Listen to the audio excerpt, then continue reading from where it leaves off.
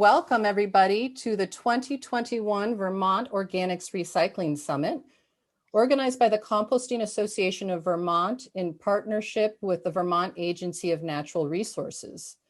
This year's summit is being held during International Compost Awareness Week, the largest and most comprehensive education initiative of the compost industry. I'm Natasha Duarte, Director of the Composting Association of Vermont. I'd like to give a huge shout out to all of our sponsors. These include Community Bank, Eco Products, Vermont Natural Ag Products, Addison County Solid Waste Management District, AgriLab Technologies, EcoPixel, Nature Cycle, the Vermont Produce Program from the Agency of Agriculture, Food and Markets, and the Eco-AmeriCorps program from the Department of Environmental Conservation. Without their support, it'd be really hard to pull this summit off. So we really appreciate everybody's support.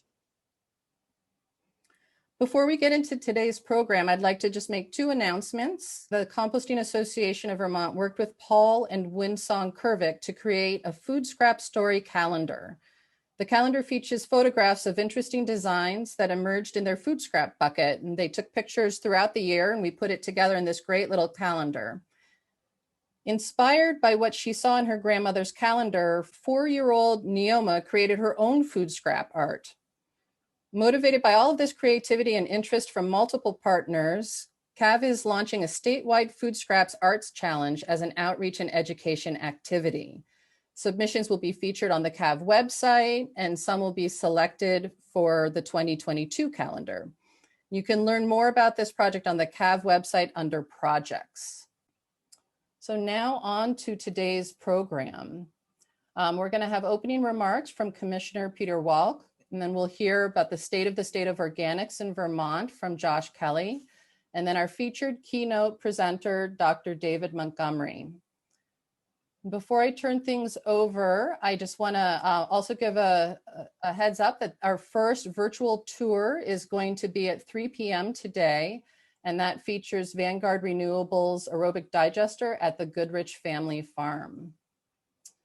And with that, I'm going to stop sharing my screen. And Commissioner Walke, please go ahead. Thank you, Natasha. It's great to be here with all of you today. So I'm sad to see us doing virtually again this year, but I've been amazed with what's capable of and the more people we can bring into the fold on these types of events that might not have been able to take a day of travel and to go around. So it's really been quite a remarkable shift that we've all made. Obviously, it was incredibly necessary, but it's really been a quite meaningful one as we move forward societally. As I look back on the last year, from pandemic to the final implementation of the universal recycling law to a serious shift in the way our waste has been generated from a sort of commercial retail orientation, institutional orientation to one of most of it coming from our own homes, and the cycles of clearing out of the spring cleaning that everybody was doing as Marie Kondo was a thing in the early stages of the pandemic, and the struggles that left for our waste systems to the talent with which you all have educated, reached, brought in Vermonters to help them understand how to meet the new requirements of the universal recycling law, not the new requirements, but the sort of final implementation pieces, really been remarkable. So I mostly want to say thank you to all of you for the work that you've done and the partnership that you've had with Kathy and Josh and our incredible team at the DEC, who's been working hard to implement this. Frankly, one of my favorite parts of the pandemic has been one of those rare in-person celebrations of the final implementation of the universal recycling law, sitting on the pavilion porch, celebrating a job well done. But it's not done, as we all know. There's lots more to be done. To me, I spend a lot of my time and energy thinking about the future of Vermont in terms of its greenhouse gas emissions and what we're doing to address climate change. And this is really a bright spot for me. We dig deep into the numbers a lot in terms of where greenhouse gas emissions are coming from, where how we can make progress across the board, and from everything from better landfill gas collection to the diversion of food to all sorts of things. The work that is happening in this space is really a bright spot for Vermont, and we have more opportunity to do more of it. I'm sad that I will not be getting to hang out to go to on the virtual tour, because it would be really neat to see the digester. But there are opportunities for more of those, and to bring more of those on board to meet a number of needs. Because we do know that there will continue to be transportation challenges and other things that there may be an opportunity for renewable natural gas to take on. So it's a really exciting time in space, and one that you all should be rightfully proud of the work that you've done, and really grateful for the partnership, because it is really a standout example of what can happen when people come together. And we're working to build capacity and do other things to make the system work better for everybody. But it really has been a remarkable year, and the result of 8 years of incredible hard work. So thank you all for having me here, and for being coming together to gather to talk through the challenges and opportunities that we see, because it is really this continued group and continued effort towards those ends that really make this possible. So I won't say much more, Natasha. I really appreciate the opportunity to just come in and say thank you. Thanks so much for joining us, Commissioner Walke. We appreciate your time. Great. And I'd like to invite Josh Kelly, Materials Management Section Chief of the A&R Solid Waste Program, to join us and share his screen now and move us into the state of organics. Great. Well, thanks, Natasha, and thanks to our Commissioner. Commissioner Walke has supported the work of many of the folks out there, whether it be through supporting our media initiatives, the scrapfoodwaste.org media campaign, which I'll be talking about, and infrastructure grants, which many of our solid waste districts and towns even now have taken advantage of. So we'll be talking about some of that. But I really thank the Commissioner for all the support from the time when he was Deputy Secretary to now. It's been very, very helpful. So let me get my screen sharing going. Okay. Well, it is just a pleasure to come and join all of you. It would be even more of a pleasure to do that in person. I'm a people person, and I always get energized by VORS and exhausted, because I have so many conversations that fire me up and inspire me. But I guess I will say the silver lining is so many more people maybe can benefit from the event now, and that is just something we have to figure out how to balance in the future.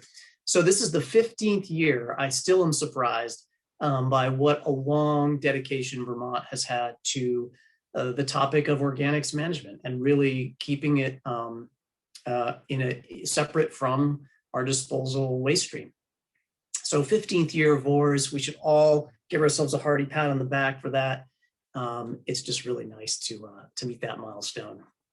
So just to kind of set the stage about where the organics state laws stand, there are over 6 states that have laws now. The most recent were New York and New Jersey.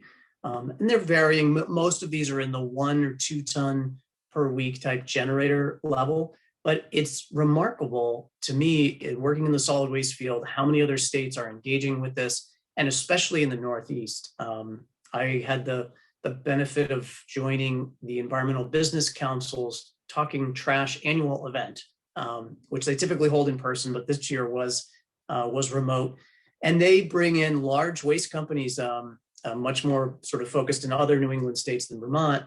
But it was impressive how much waste companies like Waste Management, Republic, Covanta, Casella was represented as well. Just many of them spoke to the organics diversion laws in place, and really were engaging with that. And I didn't know it was going to come up as much as it did. And I think it's driven partly by the laws in place and partly by disposal capacity, which is rapidly shrinking in the Northeast. So that's sort of some of the future of just trash in general.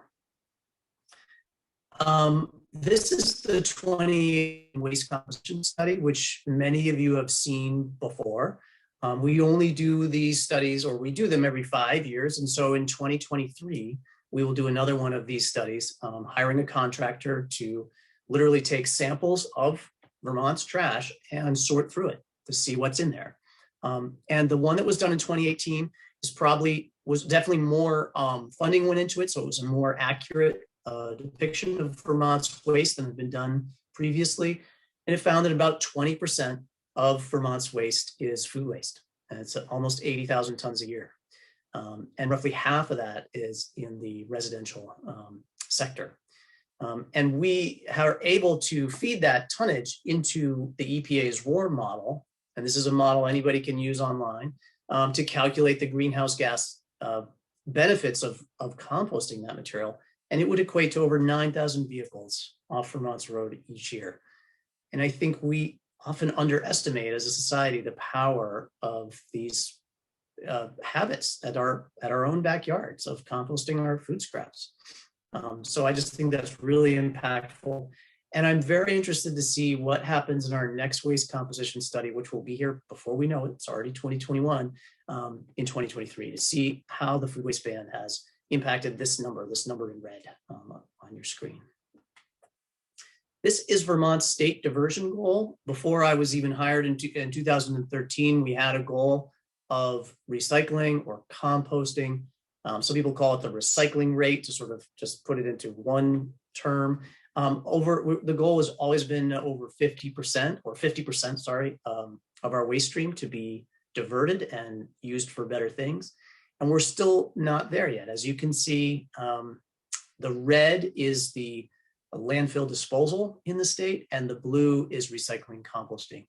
And if you add them together, you get the total generation of waste in the state. And you can see over the past several years, there has been an increase in disposal, the red bar kind of going up. It dropped a little bit last year. And so we're still around 34%. We hover typically around 33 to 36% in the state, but we would really like to see that go higher and to see disposal come down.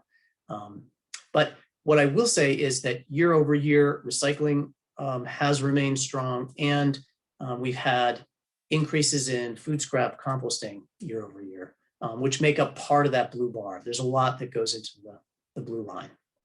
So that's been positive. Everybody knows, or most people know, that by July 1, Vermont state law now bans food scraps from the trash.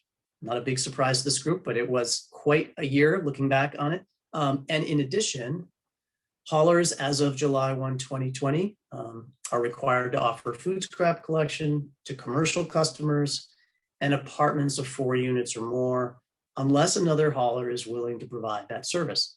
We spent a decent amount of time talking to haulers and others, stakeholders, about these questions around this. And people should feel free to reach out to us if they have any questions at all.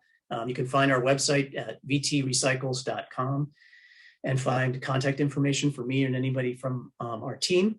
But essentially, haulers really responded, and we'll find out some creating whole new businesses, but we'll be looking at that data further on in this presentation. But we did survey and contact many of the food scrap haulers to find out where they provide services, so that we could understand what to say when we got a call about my trash hauler doesn't offer food scrap collection. What are my options? And as you'll see, most of the time we can find somebody an option. And then just a note, bag drop haulers were required to offer food scrap collection already. So this is the map that I showed last year, and I just like to always kind of touch on the maps from the past and then look at what we're looking at today. This map shows these little green dots, which are a little bit hard to see, which are transfer stations or other food scrap drop-offs. Most of, if not all of these, are recycling centers or transfer stations with food scrap collection. And then the numbered facilities are mostly composting facilities, which there's about 24. A few are organics transfer stations or digesters across the state. But what I want to bring your attention to is the colors of the towns. And you can see there's a dark blue and there's a light blue.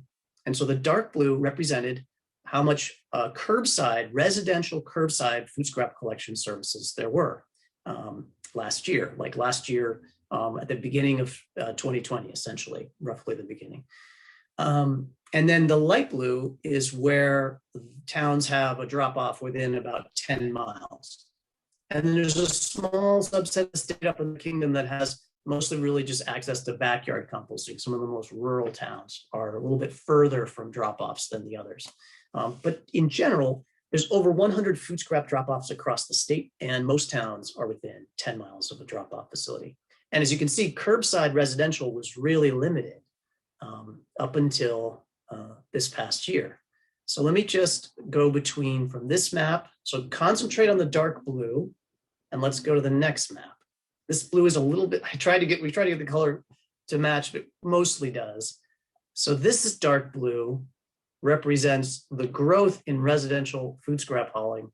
Now, this is what haulers report to us where they offer services, and some of it may be needing to build out routes, but in general, this is the best data we have to measure curbside residential food scrap hauling, and roughly 70% of Vermont's towns have access to food scrap curbside for residents. Let me go back one more time, because I just think the growth is visually quite stunning.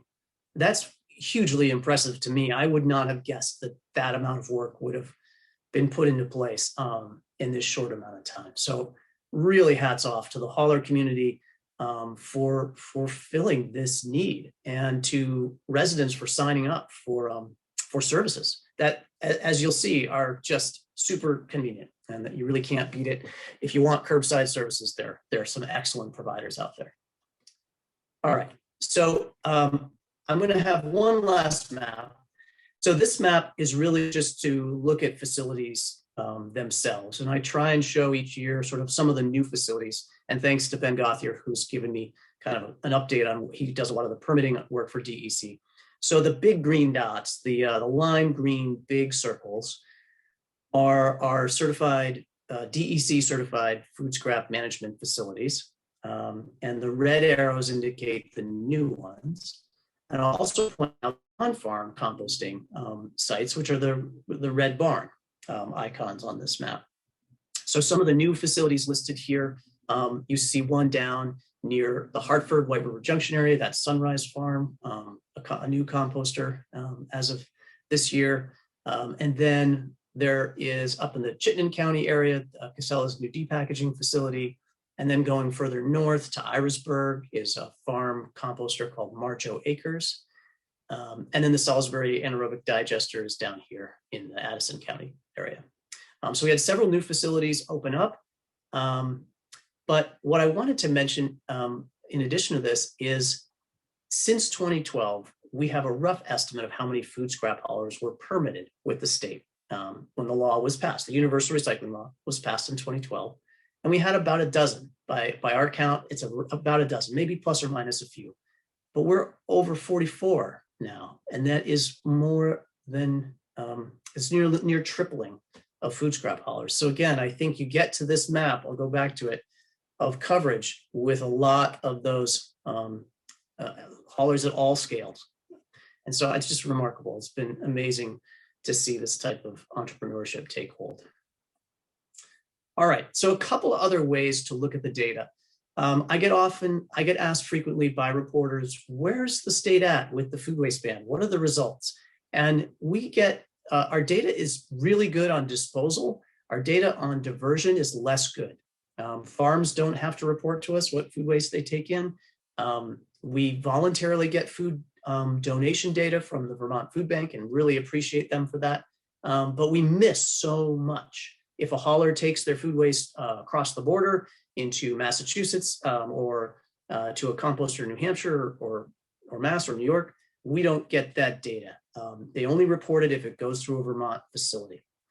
But the solid waste districts and town transfer stations do report. And so here's just a snippet, just a little sample of this. So in the Northeast Kingdom, Waste Management District, thank you to Paul Tomasi for sending this over. had 96 totes in the month of June that they collected from their recycling centers and transfer stations in the kingdom. After July 1, 187 totes.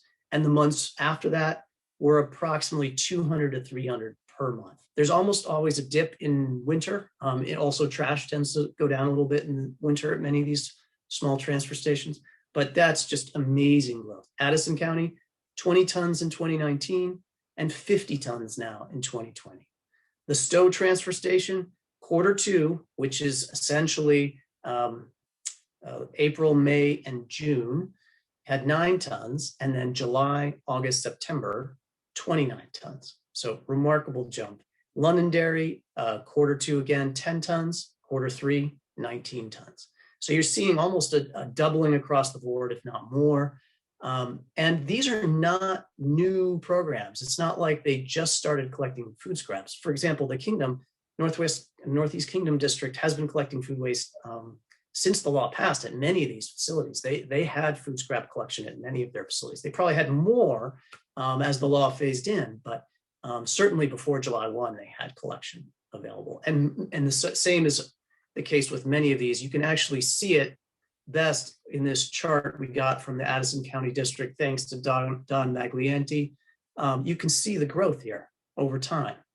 And this is one transfer station, granted, but I think it's just a really good indication of how much people just started using their transfer station for their food scraps. And things got real really fast. So we're all dealing with some of that reality, but I really want to give credit and acknowledgement to all the hard work of Vermont's transfer stations, food scrap managers around the state. So we also saw, which really happened last year, but I wanted to just call out a few things because people sometimes ask us questions. In general, the composting of 42 cubic, if you are you composting, if you're exempt from the composting rules if you're at 42 cubic yards of food scraps or less. And a good way to, a lot of people do it by weight. So if you want to try and figure out how much tonnage you're processing, with the help of Ben Gother, he uses a rough exchange of 2 cubic yards of food scraps weighs about a ton. So there's an exemption in the solid waste rules for anyone composting under 42 cubic yards or less per year. There's also an allowance that employees can add food scraps to their employer's food scrap bins if the employer allows it. So that was added. And then food scrap drop-offs were carved out as their own category in the rules. So you can register and do an annual report now with pretty, I say it's pretty turnkey. You meet some certain requirements and you submit an application to DEC certification section, and you can get your food scrap drop-off set up. It's for up to it's about 3 totes per week scale of operation. So that's quickly solid waste rules. One of the things DEC got a lot of questions on recently, and I give credit to Casella and Trevor Mance and I'm totally blanking on her names, Karen Flanders from Casella, for asking me some really tough questions and submitting a list of a lot of different specific material types and whether they met the definition of a food residual.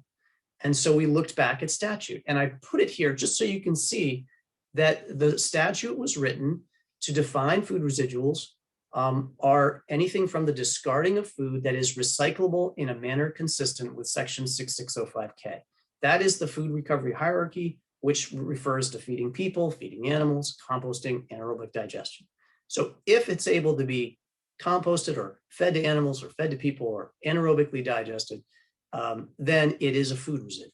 So we use this definition, and sometimes we've even contacted like composters or digester operators to determine if a material is able to be processed by them, and therefore is it a food residual. So in one example, whey powder, that comes up occasionally. So let me give you some further detail. So we created a one-page sheet. You can find it at vtrecycles.com that goes through these types of considerations. So infant formula, we got the question about meat and seafood and bones. We also got the question later on about slaughter waste. The difference between meat trimmings and slaughter waste is one is really the animal carcass or the offal. The other is just the trimmings, like the trimming the fat and bones from, you have a roast chicken meal, that kind of thing. That is considered a food waste, but the actual hides and really slaughterhouse waste is regulated differently and was not intended to be wrapped into the food waste ban. So this is how we're approaching this issue. If you have any questions, feel free to reach out to me and my group at DEC. But again, this fact sheet is up on our website at the food waste page, the food scrap page at vtrecycles.com.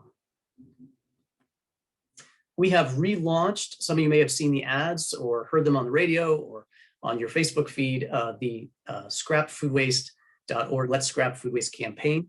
And kudos to Anne Bajour and our media contractor, HMC, for a great ad that's still working for us. And we're really trying to retool it for food waste reduction. People know maybe loosely that food waste reduction is a climate solution. It is one of the top 5 of Project Drawdown's climate solutions. And so we know that we can do better to not create food waste in the first place. So we have these great tips at that scrapfoodwaste.org website for how to plan, store, cook, serve, and eat your food. Again, hats off to Anne Bajour, who's really dug into this deeply and is trying to promote this. So you'll be hearing more about this campaign, but I wanted to point out one of the website's attributes for anyone who wants to educate your friend or your relative or even yourself. We have some tips and some actual, what we call the scrapbook ideas. So this is from Benton Wright, who lives in Addison County and uses a drop-off for his food waste. And he talks about what I've recently learned to do, which is to prevent food waste. He's putting basically vegetable peelings and other things into the freezer in a bag and using them for soup stock. And I've done this in my household and it is working great. We're eating soup all winter and it's just terrific. So anytime you want to check out some of these scrapbook tips, just look at this one from Forrest Hammond, who's the bear biologist at Fish and Wildlife. He shows his setup for home composting in a bear-proof way. He puts it right there with his beehives, and he baits that electric fence so he has no problems. How are we doing on time, Natasha? You're just about out of time. All right, I'll zoom through these. The rest are just kind of updates. Great. Yep, we got another one with a curbside person using Earth Girl compost, really loves her curbside service. And I wanted to flag a story recently about some of the farmer composters in the Upper Valley, Willow Tree Compost and Sunrise Farm. The link's here. It's a great story. I just wanted to promote the local uses for food waste that are happening in the state. And I just want to celebrate success with all of you. You've accomplished so much during a very hard year. And food scrap collection became very real, as did backyard compost sales, which sold off the shelves. Bears are still an issue. We're really working with Fish and Wildlife to try and prevent problems before they start. So contact us if you want help. We're working with state parks, which is really exciting. We just got out about 17 grant offer awards to about 17 towns in solid waste district for another wave of infrastructure for managing HHW, household hazardous waste, food scraps, and recyclables. But we really want to acknowledge and be grateful for the work of Swimmies and solid waste managers for their collaboration with DEC this whole time and on outreach and so much more. And lastly, I guess I want to say thank you to the organics facilities and to food scrap haulers who've really stepped up to fill the residential need. This work takes a village, and I'll end with my thank you slide and cede the space back over to Natasha. Thank you so much. Thank you so much, Josh. And we're going to hold questions for Josh, and if we have time at the end, or you can reach out to him. He has his contact information right there. And I'm just going to put a quick plug in if for folks who are interested in that case study that Josh highlighted, please join us for the 10 a.m. Wednesday session about connecting farms to communities to close the nutrient loop, and that will highlight the partnership between haulers and farms.